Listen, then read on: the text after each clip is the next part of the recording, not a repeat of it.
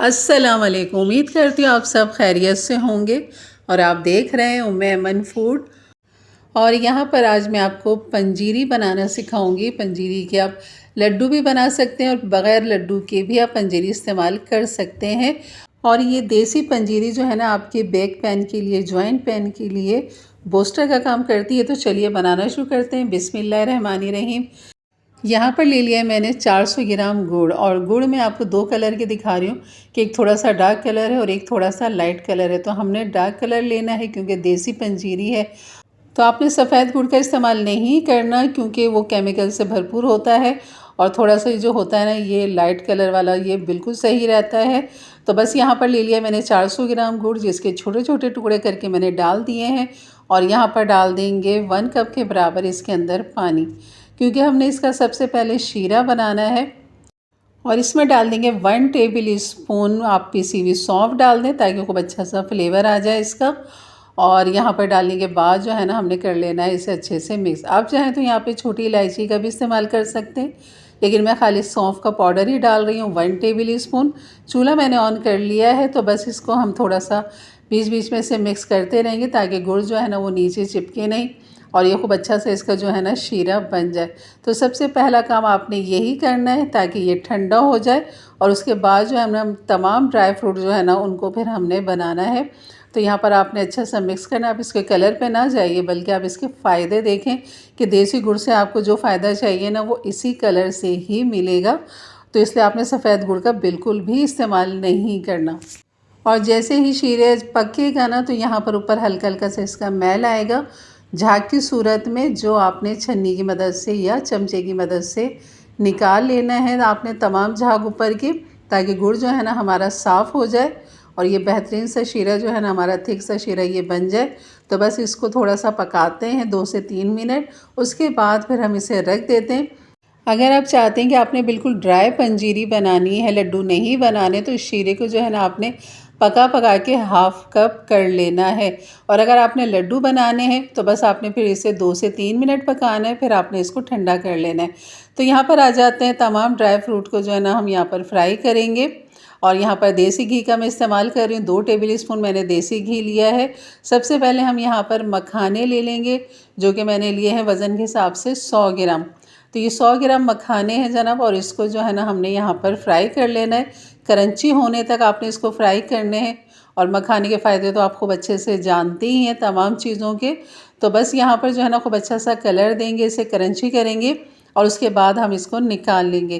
اس کے بعد دوبارہ سے میں اس کے اندر 1 ٹیبل اسپون جو ہے نا گھی ڈالوں گی، دیسی گھی، اور یہاں پر جو ہے اس کو پگھلا لیں گے۔ اس کے بعد ہم نے یہاں پر گوند لے لینا ہے۔ اگر گوند آپ کا موٹا ہو تو آپ اس کو چورا چورا تھوڑا سا کر سکتے ہیں۔ تو یہاں پر گھی جیسے پگھلتا ہے، کیونکہ آپ نے تھوڑے کھولتے ہوئے گھی کے اندر ڈالنا ہے، خوب اچھا سا دھواں نکلتا ہو جیسے کہ آپ کو نظر آ رہا ہے۔ تو یہاں پر میں نے گوند ڈال دی، اور یہ میں نے لیے ہیں 50 گرام۔ آپ 100 گرام کے برابر بھی یہاں پر ڈال سکتے ہیں۔ بس اس کے اندر جب یہ پھول جائے اور اس طرح ہلکا سا کلر آ جائے تو بس آپ اس کو پھر نکال لیں۔ اور اگر گوند کا استعمال تھوڑا زیادہ رکھنا چاہتے ہیں، گوند مکھانے کے لڈو جسے کہتے ہیں، تو آپ یہاں پر 200 گرام گوند بھی لے سکتے ہیں، کیونکہ بے انتہا اس کے فائدے ہیں، خاص طور پہ جوڑوں کے لیے تو لاجواب ہے یہ۔ تو یہاں پر گوند لیا تھا جسے میں نے اس طرح فرائی کر لیا ہے۔ اب یہاں پر لے لیں گے 50 گرام بادام، اس کو بھی ہم نے اسی گھی کے اندر فرائی کر لینا ہے۔ ابھی تھوڑا سا گھی موجود ہے اس کے اندر۔ اس کو ہلکا سا فرائی کرنے کے بعد جو ہے نا یہاں پر میں 50 گرام اخروٹ ڈال دوں گی۔ یہ بھی مل جاتے ہیں، چھلے چھلائے مل جاتے ہیں، تو بہت آسانی سے آپ لے سکتے ہیں۔ تو یہاں پر بھی ہلکا سا اسے روسٹ کریں گے، اور ساتھ ہی پھر ہم ڈال دیں گے یہاں پر پستے، وہ بھی میں نے 50 گرام لیے ہیں یہاں پر، یہ بھی ہم اس کو ڈال دیں گے، اور اس کو بھی ہلکا سا بس ان سب کو اچھا سا فرائی کریں گے۔ اور اس کے بعد پھر میں یہاں پر ڈال دوں گی کاجو، یہ بھی میں نے 50 گرام لیے ہیں، اور اس کو بھی ہلکا سا روسٹ کریں گے اسی گھی کے اندر۔ کافی رہا ہے اس کے اندر، اور یہ خوب اچھے سے ہو چکے ہیں۔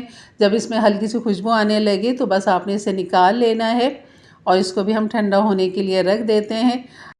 اور اب دوبارہ سے کڑھائی کو چولہے پہ رکھتے ہیں، اور اس کے اندر ڈالتے ہیں 1 ٹیبل اسپون دیسی گھی، اور یہاں پر ڈال دیں گے ناریل، یہ بھی میں نے 50 گرام لیا ہے، اور آدھا گولا لیا تھا جس کو میں نے اس طرح سلائس کٹنگ کر لیا۔ اس کو بھی خوب اچھا سا فرائی کر لیں گے، جیسے کہ آپ کو نظر آ رہا ہے اس طرح کلر لازمی آنا چاہیے۔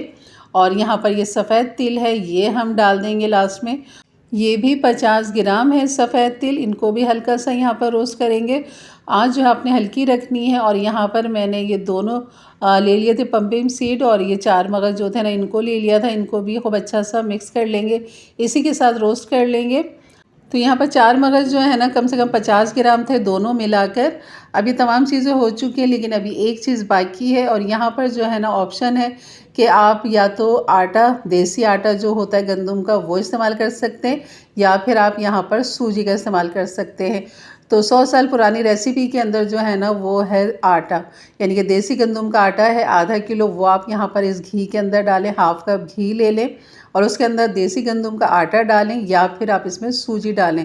اور سوجی جو لی ہے نا میں نے یہاں پر تقریباً یہ ہے 1 پاؤ سوجی، اور اس کو خوب اچھا سے یہاں پر بھون لیں گے۔ تو یہاں پر یہ آپشنل ہے کہ آپ آٹا لے لیں یا سوجی لے لیں۔ اگر آٹا لیں گے تو آپ نے آدھا کلو لینا ہے، اور اگر سوجی لینا ہے تو آپ نے 1 کپ لینی ہے۔ تو یہ تمام چیزیں ہماری فرائی ہو چکی ہیں، اور آٹا تب تک آپ نے بھوننا ہے جب تک اس میں ایک اچھی سی خوشبو نہ آ جائے، اور سوجی بھی آپ نے تب تک بھوننا ہے جب تک اس کا کلر چینج نہ ہو جائے۔ تو ان دونوں کو جو ہے نا اس طرح آپ نے کرنا ہے، اور دونوں میں سے ایک آپ نے استعمال کرنا ہے، آٹا یا سوجی۔ تو یہاں پر جو ہے نا اب ہم کو پیسیں گے تمام چیزوں کو جو کہ سب فرائی ہو چکے۔ تو سب سے پہلے آپ نے مکھانے اور گوند کو ڈالنا ہے، کیونکہ گوند جو ہے نا وہ پھر کٹر کے ساتھ چپکتی ہے، تو مکھانے کے ساتھ یہ اچھے سے پس جائے گی۔ تو اس لیے میں نے اس کو گوند کو اوپر ڈالا ہے، اور اس کو اچھا سا پاؤڈر بنا لیا، تھوڑا سا چنکی رکھا ہے میں نے۔ اور یہاں پر اس کے بعد پھر یہ جو تمام ڈرائی فروٹ تھے ہمارے، یہ ہم ڈال دیں گے یہاں پر، اور اس کو بھی ہم پیس لیں گے، اور ساتھ ہی ہم جو ہے نا اس کے ساتھ جو ناریل ہے، سفید تل اور 4 مغز جو تھے وہ بھی ہم نے یہاں پر ڈال دیے ہیں۔ تو ان سب کو خوب اچھا سا پیس لیتے ہیں یہاں پر، اور ان کا ہم نے پاؤڈر بنا لینا ہے، اور اس کو پیس کے اس کو بھی تھوڑا سا چنکس رکھیں گے اس کے ہلکے سے، اور اس طرح یہ اسی کے اوپر ہم ڈال دیں گے، کیونکہ اب ہم تمام چیزوں کو ہم نے مکس کرنا ہے۔ اور جو سوجی میں نے بھونی تھی نا وہ بھی ہم یہاں پر ڈال دیں گے ساتھ ہی اس کے۔ اور سب سے پہلے آپ نے ان تمام ڈرائی چیزوں کو جو ہے نا آپ نے اچھے سے مکس کر لینا ہے۔ اگر آپ کو الائچی کا فلیور پسند ہے تو اس کا پاؤڈر آپ 1 ٹی اسپون یہاں پر ڈال سکتے ہیں، اور خوب اچھا سا مکس کر لیں اسے بھی۔ اور یہاں پر مکس کرنے کے بعد جو شیرہ تھا نا ہمارا، وہ بھی ٹھنڈا ہو چکا ہے، تو وہ میں یہاں پر ڈالوں گی۔ تو یہاں پر ابھی میں آدھا شیرہ ڈالوں گی، یہ بتانے کے لیے کہ اگر آپ نے ڈرائی پنجیری بنانی ہے تو آپ نے صرف آدھا شیرہ ڈال دیں اس طرح، اور آپ اسے اچھا سا مکس کر لیں تو یہ ڈرائی رہے گا۔ اور اگر آپ نے لڈو بنانے ہیں تو سارا شیرہ آپ کو پھر ڈالنا ہوگا، تاکہ ہمیں جو ہے نا اس کے لڈو بنانے ہیں۔ تو ہم دونوں ہی کام کر سکتے ہیں یہاں پہ، آپ اس کے لڈو بھی بنا سکتے ہیں اور اس کو اس طرح پنجیری بھی بنا سکتے ہیں۔ تو میں جو ہوں نا ان کو بس مکس کرتی ہوں خوب اچھے سے یہاں پر، اور مکس کرنے کے بعد جو ہے نا ابھی آپ کو تھوڑا سا یہ لیکوڈ ہی لگ رہا ہے، لیکن جیسے جیسے ٹھنڈا ہوگا نا تو یہ ہارڈ ہو جائے گا، تھوڑا سا یہ ڈرائی ہو جائے گا، کیونکہ جو ہم نے سوجی ڈالی ہے نا اس کے اندر، وہ اس کا شیرے کا جو ہے نا پانی جذب کرے گی، نرم ہوگی وہ، اور یہ تھوڑا سا ٹھنڈا ہونے کے بعد ہارڈ ہو جائے، کیونکہ نیم گرم تھا۔ اور جو ڈرائی فروٹ جتنے بھی ہم نے ڈالے نا وہ تھوڑے تھوڑے سے میں نے بچا لیے تھے گارنشنگ کے لیے، تو اس طرح آپ نے اوپر سے ڈال دینا ہے۔ اور بس یہ دیکھ سکتے ہیں آپ، جیسے جیسے ٹھنڈا ہوگا نا یہ سیٹ ہوتا چلا جائے گا، اور بہت ہی آرام سے آپ اس کے لڈو بنا کے رکھ سکتے ہیں، اور بغیر لڈو بنائے بھی آپ اس کو استعمال کر سکتے ہیں۔ یہ دیکھیں ابھی تھوڑا سا یہ تھک ہو گیا، چمچے کی مدد سے آپ کو اندازہ ہو رہا ہوگا۔ اور یقین کریں یہ بہت ہی طاقتور ریسیپی ہے، 100 سال پرانی ونٹر اسپیشل ریسیپی ہے، بوسٹر ریسیپی ہے پنجیری کی، اور جوائنٹ پین کے لیے، بیک پین کے لیے یقین کریں بہت ہی لاجواب ہے، خاص طور پہ نیو جو مدر ہوتی ہیں ان کے لیے تو بہت ہی لاجواب، بہت طاقتور ہے، اور جو خواتین ورکنگ لیڈی ہوتی ہیں ان کے لیے بھی بہت زبردست ہے، کیونکہ ان کی وہ محنت باہر بھی کرتی ہیں، وہ گھر میں آ کے بھی کرتی ہیں، تو ان کے لیے بھی بہترین ہے کہ وہ 1 لڈو روزانہ کا استعمال کریں اور پھر اپنی وہ توانائی اور طاقت دیکھیں۔ تو یہاں پر یہ دیکھیں میں نے بس 4 سے 5 لڈو بنائے اس طرح آپ کو دکھانے کے لیے، اور اب میں اس کو ایسے ہی رکھ دوں گی کیونکہ میں سارے لڈو نہیں بنا رہی، تو اس کو میں سیو کر لوں گی اس طرح، اور آپ اس کو 1 چمچ اس کے اندر سے لے کے بھی کھا سکتے ہیں۔ اور آپ دیکھ سکتے ہیں لڈو کتنے آرام سے بن گئے، جتنا ہی شروع میں لکوڈ تھوڑا سا نرم ہو رہا تھا بالکل بھی اب ایسا نہیں ہے۔ تو جیسے جیسے ٹھنڈا ہوتا ہے نا یہ سیٹ ہوتا چلا جاتا ہے، اور آرام سے یہ لڈو جو ہے نا اپنی شیپ میں برقرار رہتے ہیں، اور بغیر لڈو کے بھی آپ اس کو آرام سے انجوائے کر سکتے ہیں۔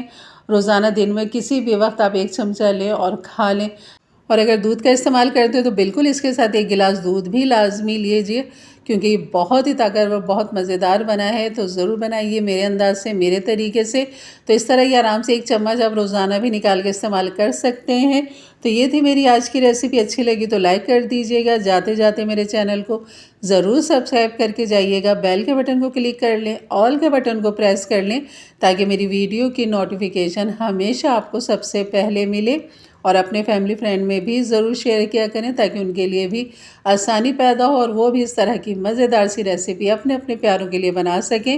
تو انشاءاللہ ملتے ہیں پھر ایک اچھی نئی ریسیپی کے ساتھ، تب تک کے لیے اجازت دیں، اپنا بہت سارا خیال رکھیں، دعا میں یاد رکھیں۔ اللہ حافظ۔